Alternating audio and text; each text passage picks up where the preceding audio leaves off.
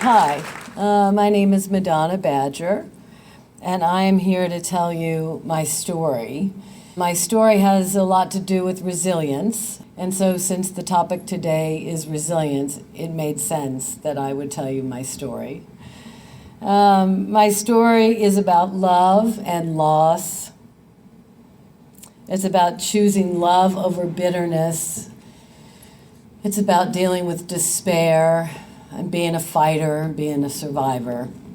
And my story is not an easy story to tell. And it is not an easy story to hear. But it is my story. And so when I tell my story to all of you, you can take a little piece of it with you. And that helps me because you help carry my grief. And it helps to lessen my burden. On December 25th, 2011, my house caught on fire, and my 3 children, Lily, 9, and Sarah and Grace, who were 7, died. And my mom and dad died, and I lived. And everything in my life was gone within 2 minutes. So these last 2 years have been really trying to figure out how to live my life. And since I only have 15 minutes to tell you about the last 2.5 years, or really the last 49, trust me, I thought I'd answer some questions. I get a lot of questions from a lot of people. I'm just going to share this up front because it's important to me, but I listened to this Buddhist guy named Rinpoche, who's wonderful, on the Tibetan book of Death and Dying. And in it, he said that a sense of humor is creating space where there is no space.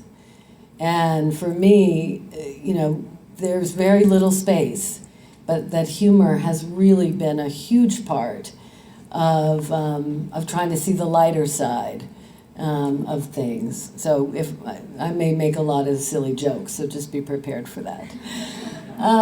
So I get a lot of questions. And one of the big questions I get a lot is, how do you get out of bed? People still ask me this question. In the beginning, the truth is that I had a lot of trouble getting out of bed. That was pretty much normal for me for a long time.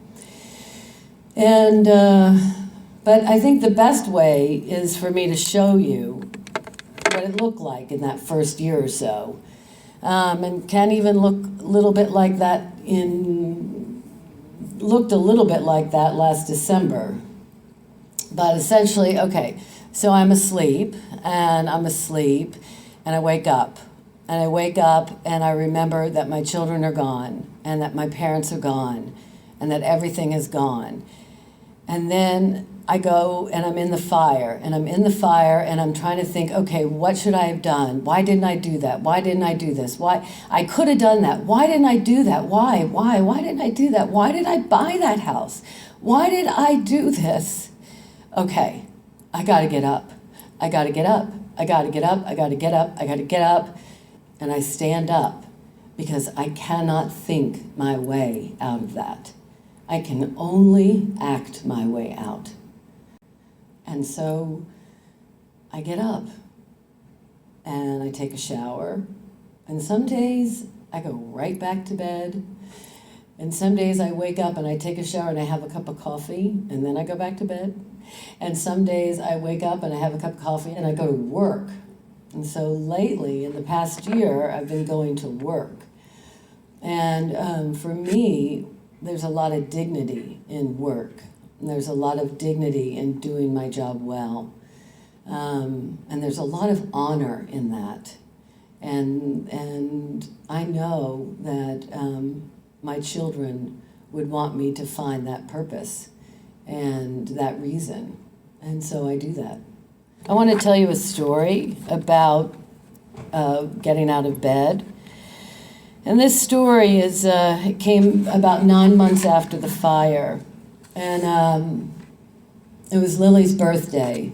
And it was the first big birthday, of my children. Lily came first. It was on August 29th. And so the weeks up until this birthday were excruciating.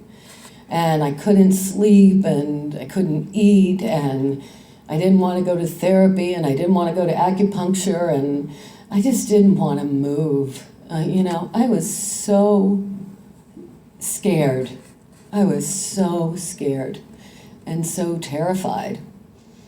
And so what happened is that I went to bed the night before Lily's birthday, and I woke up that next morning, and I felt amazing. I felt completely full of light and full of love. And I got up, and I put on my best outfit, and I did my hair, and I put on makeup, which I hadn't done in a long time. And I said, "Happy birthday, Lily. I love you." Because she's still my daughter, and it was still her birthday. Another question I get is, how do you keep going? Well, I keep going in many, many ways because I'm still their mom. I'm still Lily and Grace and Sarah's mom. And I am still a daughter to my parents. And that's not going to change, even though everything else has changed. And I know that they are still with me in a different way. But I know, and I'll tell you a little bit about that in a minute. But first, I wanted to talk a little bit about how I am keeping going. And part of it is what happened to me before the fire, and that learning how to be a fighter before the fire. I grew up in Kentucky. I had a very normal, natural childhood for the most part. And when I was 13 years old, I started drinking. And I thought, wow, okay, this is going to work, This is going to work. Now I feel a lot better. And then I started taking drugs at 15. And whoa, okay, this is even better. But I had this other side of me. I had this other side of me that was, in the advanced program and was editor of my school paper. And, I had this other side of me that was highly functioning. And so this kept going until I turned 27, roughly. And at 27, I had a nervous breakdown because the alcohol and drugs stopped working. And I couldn't be the person I wanted to be and still use them. So this was quite a trauma and quite a crisis. And what happens sometimes is when we have a crisis, I've read this, I am not a psychiatrist by any stretch, although I've seen a lot of them.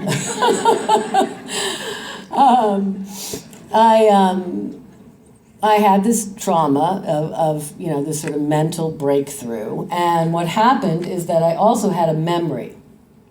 And the memory was that I had been sexually molested as a little girl. When I was 5 years old, my best friend's older brother, he was 18 and I was 5, and he had molested me over time. And my mind had blanked that memory. That was a lot. And so it took me a long time, took a lot of hard work to really grow and fight. Because trust me, I was angry. I was angry and I was pissed and I felt sorry for myself. And I thought, how did this happen to me? Why am I an alcoholic? Why am I a drug addict? Why did I get sexually molested? Why did all these horrible things happen to me? And my friend Marilyn said that, when we're filled with anger and hatred and bitterness, I'm the only one that suffers with my bitterness. So I had to learn through a lot of work and a lot of talking and through, EMDR work, which is a form of trauma therapy, an eye movement trauma therapy, through acupuncture, which helps, through a lot of therapy retreats, psychiatry, taking antidepressants. I mean, I had to really work hard to get to the place where my heart could be filled with love. When my heart is filled with love, then I can really move forward. And for me, that meant being the best mom I could be when my children came. And I was a very good mom. And I was a sober mom. And they knew I loved them, and I know they loved me. What do you do when the darkness comes? Clearly, a mother losing her child is thought to be the worst possible thing that can happen to us. In my case, all three were taken from me. For me, there's a cry gauge, okay? The crying of like what you see up here, what I'm doing, that's like a 1 to 3, okay? On a scale of 1 to 10, I'm at about a 2, maybe. 10 is off the charts, okay? A number 10 cry is like a tsunami that comes over me. It's like the dam breaks and there is no stopping it. I am going with this flow. We are going down, that this is real.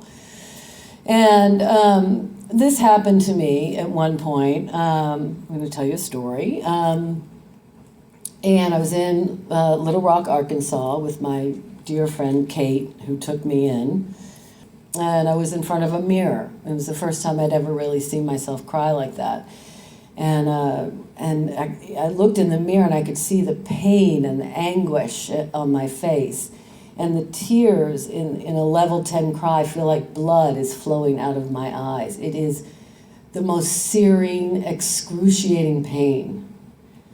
Much worse than any physical pain I have ever felt. And I looked in the mirror and I saw myself and I thought, wow, that person is in a lot of pain. And it was almost as if I could just take a 1/4 of an inch step back and enter sort of this dreamlike spiritual space where I could see the pain. And it was in that moment that suddenly all around me, my family joined me in the mirror. And all my children were there, and my mom and dad were there, and all my family. But it was Sarah that came to me really clearly. And she said, "Mommy, there's nothing to be afraid of. And don't worry, Mommy, we're right there always, right there in your heart. Don't worry, Mommy." And she said, "Oh, and by the way, dreams are more real than this life." The comfort that gave me was huge. And then I thought I was delusional. I thought after a few days passed, I must be bonkers. Like, my children aren't talking to me. I'm not able to see them. I mean, come on, like this cannot be real. So I've seen a lot of different spiritual people over the course of my, time, as one can imagine. And one of them is this amazing Zen Buddhist monk, master. So I went to him and I told him this story in particularly. And I said, "So, Jim, how do you know that I'm not delusional? Like I must be delusional. This cannot be happening." And he said, "Well, here's how I can explain it to you.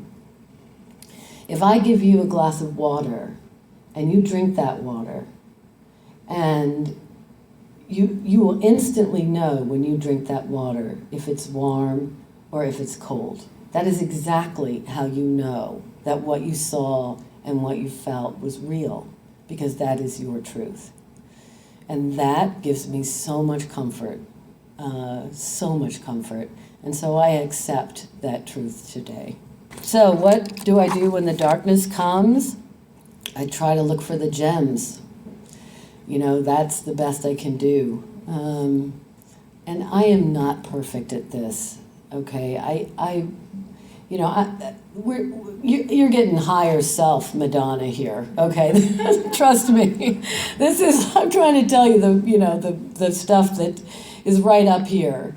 Because sometimes I get very frustrated and I get very angry. And, sometimes the bitterness and the shame, it all creeps in. And sometimes I can feel miserably sorry for myself. But it's in those moments that I have to remember what my friend John told me, and that is, it's progress, not perfection, right? It's progress. It's putting together the times when I don't do that, and knowing that is possible. Knowing that not every time in the darkness there will be, a pearl, as in an oyster or a gem. That won't happen every time.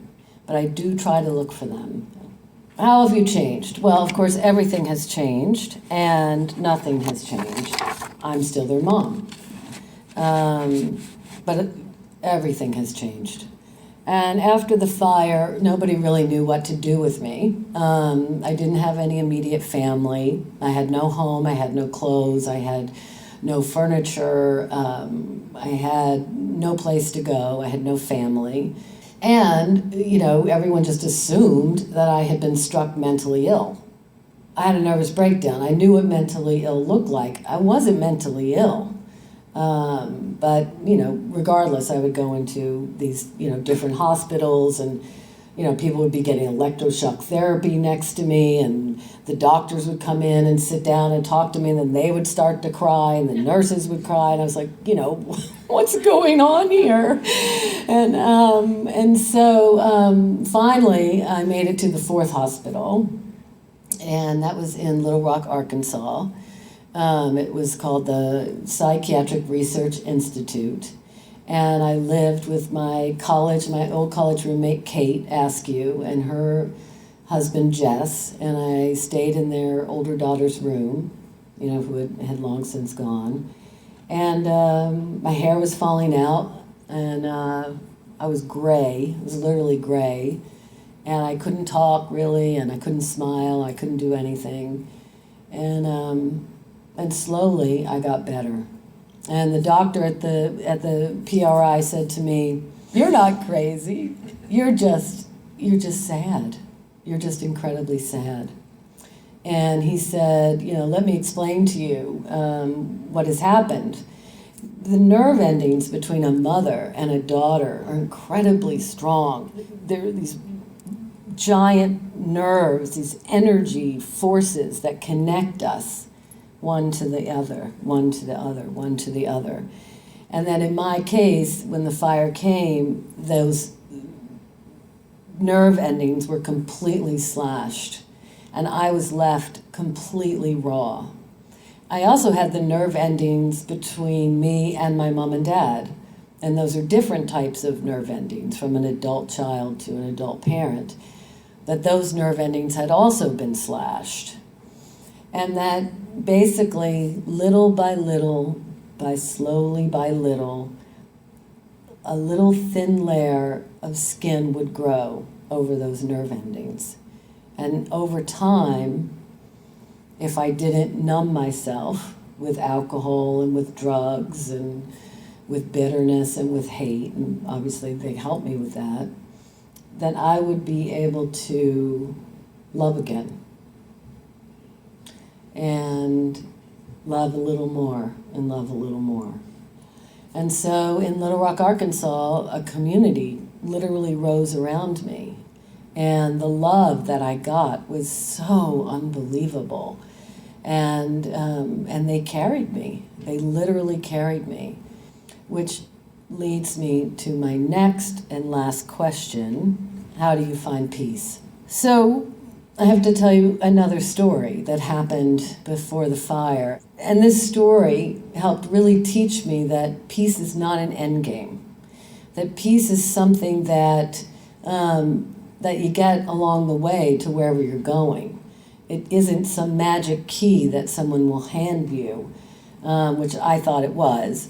I grew up a poor kid, from Kentucky, and so I thought, well, If I just get that perfect job, and if I just get, that great wardrobe and the title, if I get the right apartment, if I can just lose those last 10 pounds and get like the perfect husband and haircut, then I'm going to feel at peace. And I got all those things. And I had an emptiness inside of me that was so big. And my friend Marilyn told me that this was actually a God-shaped hole that I needed to fill. It wasn't a brand new apartment-shaped hole. It wasn't a I'm going to lose those next 5 pounds shaped hole. It was a God-shaped hole. I had to find a spiritual life that made sense to me. That was not necessarily the spiritual life that my parents had taught me, or even anything I had actually even known up until that point. I had to find a spiritual life that made sense to me, that would help fill up that empty hole inside of me. And so, again, this is over periods of time, but the hole was filled by me being as loving as I could be. The hole got filled by me being as kind, as gentle as I could be. The hole got filled when I was my most authentic self, when I was an honorable person, when I did my job with dignity. That hole got filled.